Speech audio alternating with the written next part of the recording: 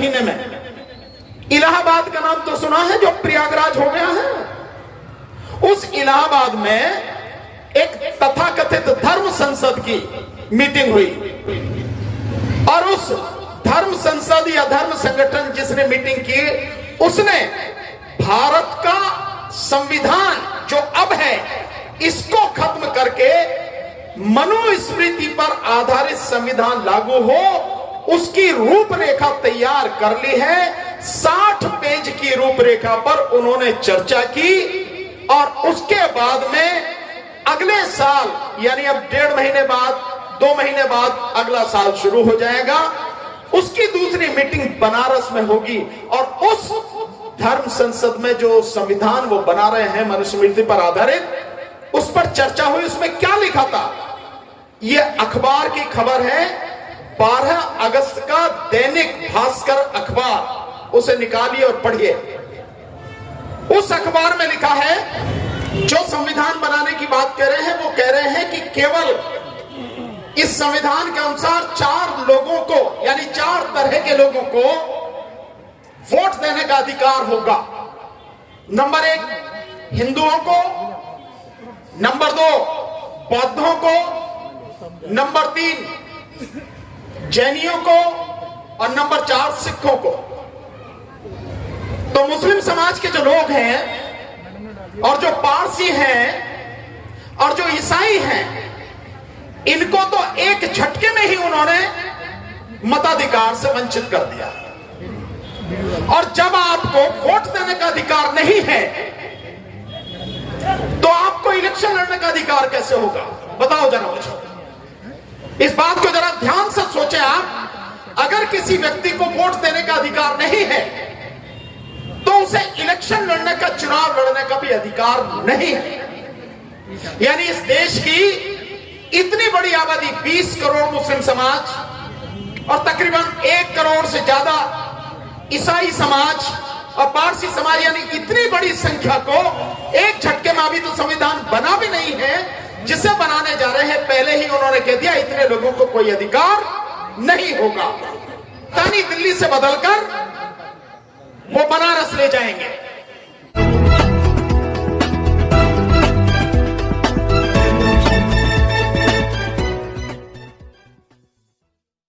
प्रताप के नाम से जाना जाता है, राष्ट्रीय जनहित संघर्ष पार्टी के राष्ट्रीय अध्यक्ष और संघर्ष के आदि रहे हुए हमारे आदर्श, हमारे बड़े भाई आदरणीय एडवोकेट भानु प्रताप जी के लिए एक बार जोरदार तालियों से आप स्वागत करेंगे खड़े होकर। और पत्रकार बंधु अगर सामने से सहयोग कर देंगे तो पीछे के लोगों को भी जो है जरा खड़े होकर जोरदार तालियों से आप स्वागत करें।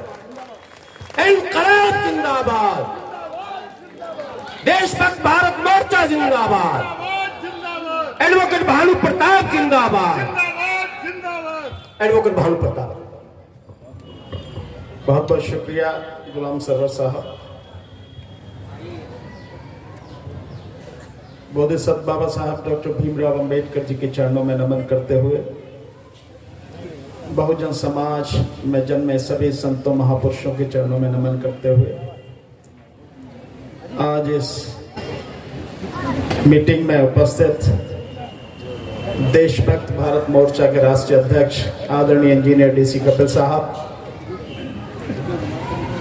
Hawkers federation, national hawkers federation के जो दिल्ली स्टेट के साथी हैं संदीप जी, फारूक साहब और मंच पर बैठे हुए मेरे सभी जिम्मेदार साथी और मेरे आने वाले साथी बड़े भाई मोहम्मद पराचा जी, डॉक्टर रितु जी और सामने बैठे हुए मेरे सभी बुजुर्ग नौजवान साथी, माताएं बहनें, आप सभी को मेरा जय भीम, आदाब, सत श्री अकाल, नमस्कार। साथियों,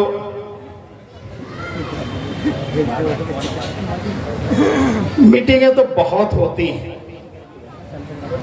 बहुत मीटिंग करते हैं, लेकिन जिस अनुपात में लोगों को साथ देना चाहिए ऐसा साथ मिलता नहीं है। लोग बहुत तारीफ करते हैं आपकी, बहुत सम्मान देते हैं, बड़ा प्यार करते हैं, लेकिन जब उनसे कहा जाए कि किसी संघर्ष में 2 कदम आप भी साथ में चलिए तो फिर उनका पता नहीं होता कि कहां जाते हैं। तब रिश्तेदारी में भी उनके काम निकल आते हैं, दोस्तों में भी कहीं आना जाना पड़ता है। बेशक पूरे दिन खाली बैठे रहे, लेकिन उस समय कुछ ना कुछ काम जरूर होता है। तो मैं ये नहीं समझ पाता हूं कि ये सब मामला क्या है। खैर, यहां पर अभी आप देख रहे हैं सेव कॉन्स्टिट्यूशन, यानी संविधान बचाओ। क्यों बचाना है संविधान? क्या है संविधान? कैसे बचाना है संविधान? और किससे बचाना है संविधान? ये सारे सवाल आपके जहन में, आपके मन में आने चाहिए, नहीं आने चाहिए?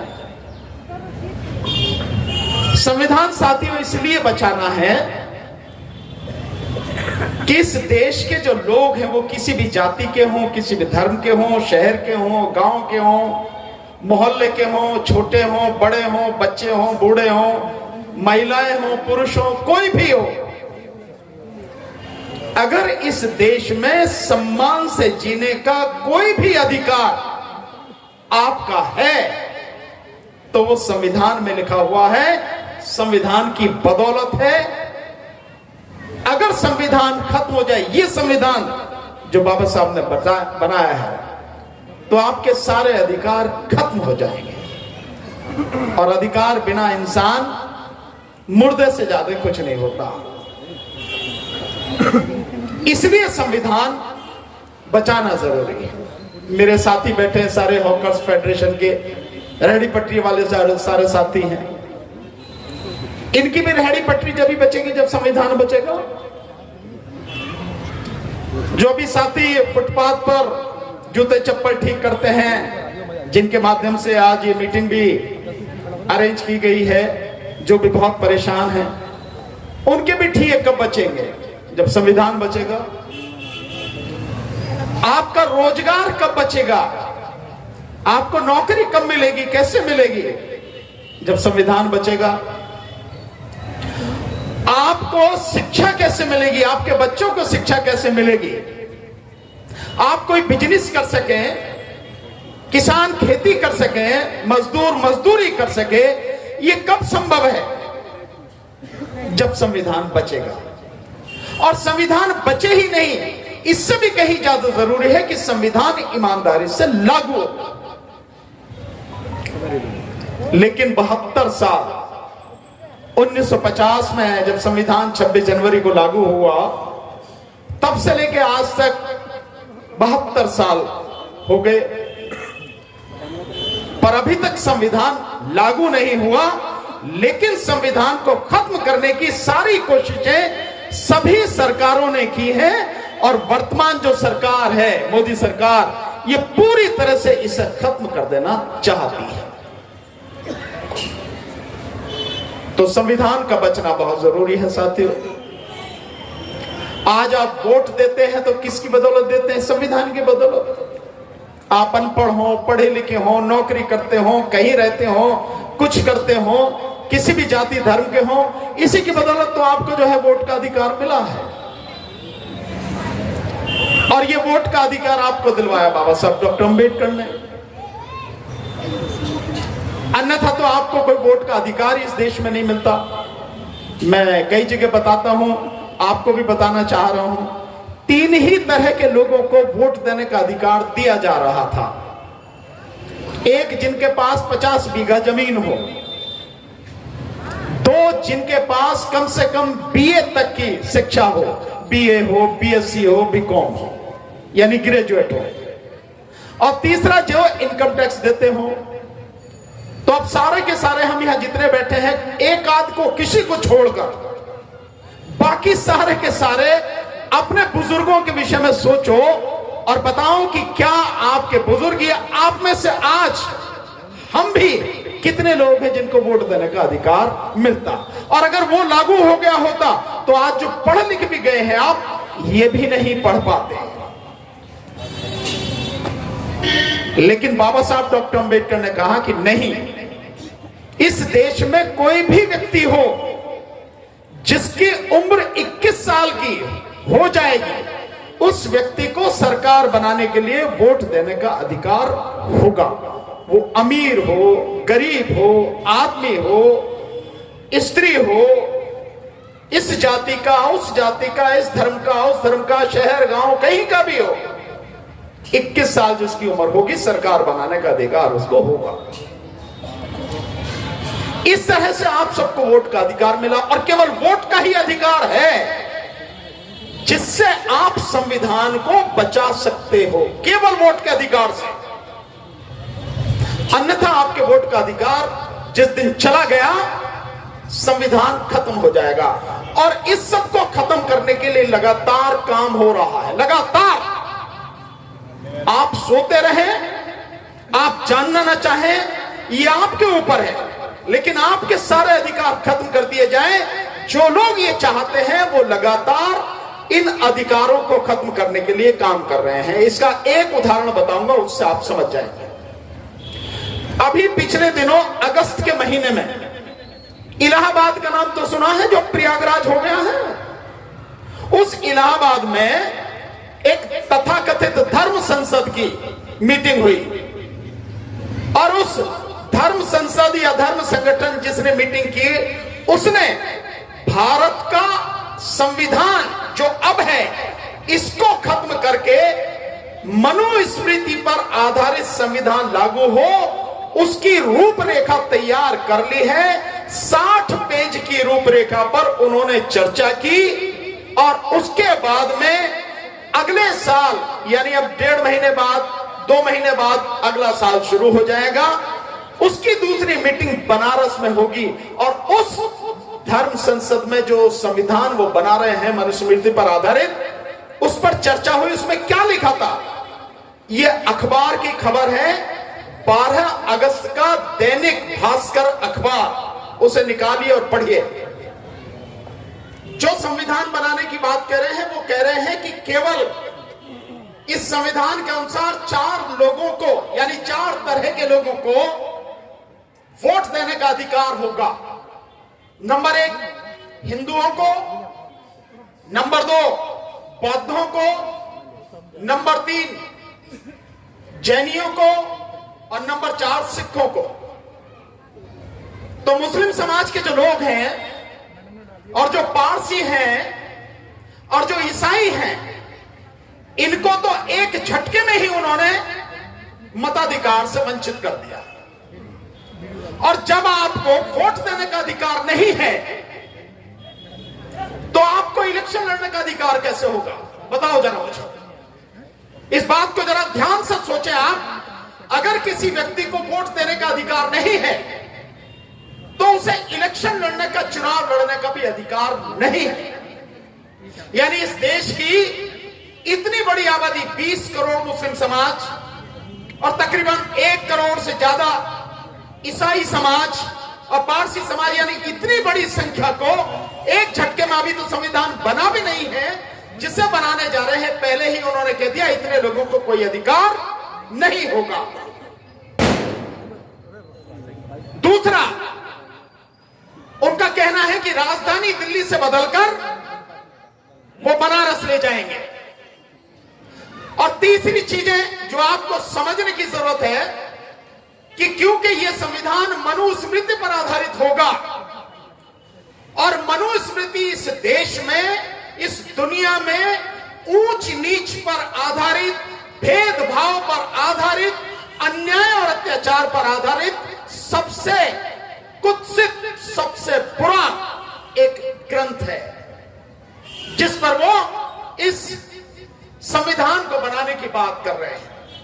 और मनुस्मृति के हिसाब से अधिकार केवल 3 ही तरह के लोगों को है, केवल 3। नंबर 1 ब्राह्मण, नंबर 2 क्षत्रिय, और नंबर 3 वैश्य यानी बनिया समाज। केवल 3 को अधिकार है, किसी और को कोई अधिकार नहीं है। बाकी जितने भी लोग हैं वो शूद्र समाज के अंतर्गत आते हैं। तो मुसलमानों को उन्होंने एक साइड में कर दिया, ईसाइयों को कर दिया, पारसियों को कर दिया। अब रही कि ये जो SC ST OBC के लोग हैं, इन्हें कैसे काबू में रखा जाए। तो इसके लिए उन्होंने एक बहुत ही भ्रमित भाषा का इस्तेमाल किया जो लोग समझ ही नहीं पाए, और वो उन्होंने किया कि मनुस्मृति पर आधारित संविधान होगा। और हिंदू बौद्ध, तो हिंदू और बौद्ध या कि यहाँ के जो SC ST और OBC हैं, वो अपने आप को हिंदू ही समझते हैं, जबकि उनकी नजर में जो आज तक आप पर हुकूमत कर रहे हैं, ना आप कल हिंदू थे, ना आज हिंदू हैं, ना ही आने वाले समय में हिंदू होंगे आप। अगर आप होते हिंदू और आप हैं हिंदू, तो आपके ही अधिकार क्यों छीने जा रहे हैं? आप ही का रिजर्वेशन क्यों खत्म किया जा रहा है? हर जगह आपको कुछ ना मिल सके, इसकी व्यवस्था क्यों की जा रही है? चाहे वो OBC के लोग हों और चाहे SC और ST के लोग हों, इस बात को बताएं कि अगर आप हिंदू हैं और आप केवल कहते ही नहीं हैं, आप सारे काम उन्हीं के हिसाब से करते भी हैं। जितने भी त्योहार हैं हिंदुओं के, चाहे वो दिवाली हो, होली हो, दशहरा हो, भैया दूज हो, रक्षाबंधन हो, गणेश चतुर्थी हो, शिव की पूजा हो, लक्ष्मी की पूजा हो, जितने भी हैं सारे हिंदुओं के त्योहार है। तुम्हारा कौन सा त्योहार है? SC ST OBC का कौन सा त्योहार है? कोई नहीं। तो तुम उन्हें मनाते हो, बावजूद उसके भी तुम्हें कोई अधिकार देने के वो पक्ष में न थे, न वो हैं और न ही कभी होंगे। ये तो भला हो बाबा साहब डॉक्टर अंबेडकर का कि उन्होंने अपनी शिक्षा और ज्ञान के दम पर 3500 साल पुरानी जो व्यवस्था है उसको बदलकर आपको इंसान की तरह आप जी सके, लड़ सके, तरक्की कर सके, पढ़ सके आपके बच्चे, आपको अधिकार दे दिए। तो आपको सिर्फ ये कह के कि मनुस्मृति पर आधारित है वो, आपके भी सारे अधिकार खत्म होंगे। वोट का अधिकार आपको भी नहीं मिलेगा, और वोट का अधिकार SC ST OBC को नहीं होगा, तो चुनाव लड़ने का भी इनको अधिकार नहीं होगा। अगर ये अपने इरादों में सफल हो गए तो क्या आपको नहीं लगता कि जब देश में एक संविधान लागू है, उस संविधान के होते हुए उस संविधान को खत्म करने की बात हो रही है और मनुस्मृति पर आधारित संविधान की बात हो रही है, क्या यह देशद्रोह नहीं है? लेकिन कोई सरकार, न तो राज्य की सरकार न केंद्र की सरकार के खिलाफ कार्रवाई नहीं कर रही। ये बातें इसलिए आपको बताना जरूरी है कि संविधान वाकई में खतरे में है, और सरकार के जितने भी विभाग हैं, विशेषकर संवैधानिक विभाग हैं, जिनमें आप इलेक्शन कमीशन कह सकते हैं, जिनमें आप UPSC को कह सकते हैं, ये जितने भी विभाग हैं जिसमें CAG को जो खर्च और इनकम का हिसाब किताब रखता है CAG, ये सारी की सारी संस्थाएं सिर्फ और सिर्फ सरकार की गुलामी कर रही हैं। आज की तारीख में ये संविधान के हिसाब से जो इनकी जिम्मेदारी है देश के प्रति, देश की जनता के प्रति, उससे पूरी तरह से दूर हो चुकी है। इसलिए संविधान पर खतरा है।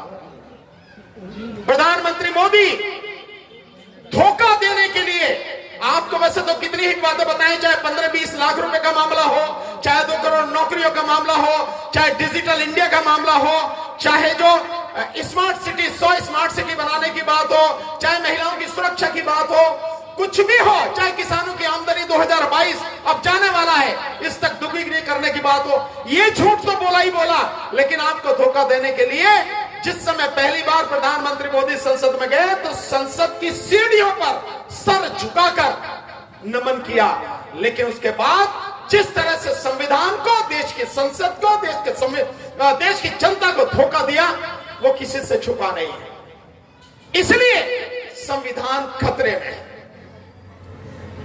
इसलिए संविधान को बचाना जरूरी है।